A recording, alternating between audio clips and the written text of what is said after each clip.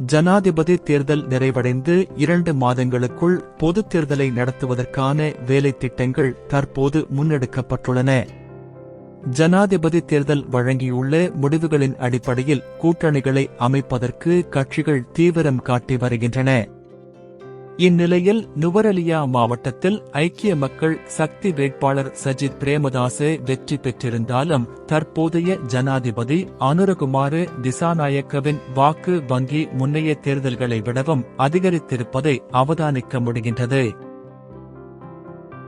இந்நிலைமையானது 2024ஆம் ஆண்டுக்கான பொதுத் தேர்தலிலும் பிரதிபலிக்கும் என்பதில் சந்தேகமில்லை. நுவரெலியா மாவட்டத்தில் 2015 பொதுத் தேர்தலில் ஐக்கிய தேசிய கட்சியும் 2020 பொதுத் தேர்தலில் ஸ்ரீலங்கா பொதுஜன பெரமுனவும் வெற்றி பெற்றுள்ளது. 2015ஆம் ஆண்டு தேர்தலில் நுவரெலியா மாவட்டத்தில் ஐக்கிய தேசிய கட்சியில் தொழிலாளர் தேசிய சங்கம் சார்பில் போட்டியிட்ட பழனி திகாம்பரம் மற்றும் மயில்வாகனம் திலகராஜா மற்றும் மலையக மக்கள் முன்னணியின் வேல் இராதாகிருஷ்ணன் ஆகியோர் வெற்றி பெற்றனர்.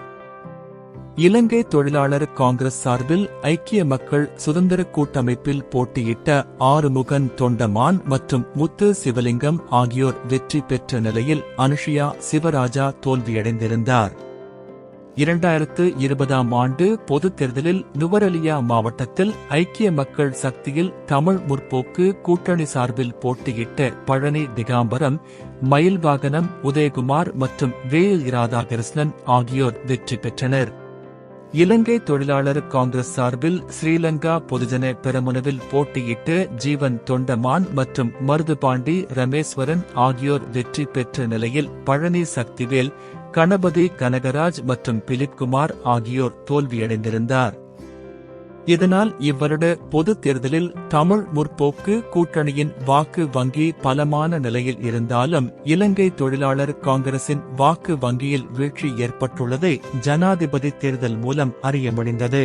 இதனால் நுவரெலியா மாவட்டத்தில் தெரிவாகும் தமிழ் பாராளுமன்ற பிரதிநிதிகள் தங்களது பிரதிநிதித்துவத்தை உறுதிப்படுத்துவதற்கு கடுமையான போராட்டத்தை எதிர்கொள்ள வேண்டியிருக்கும்.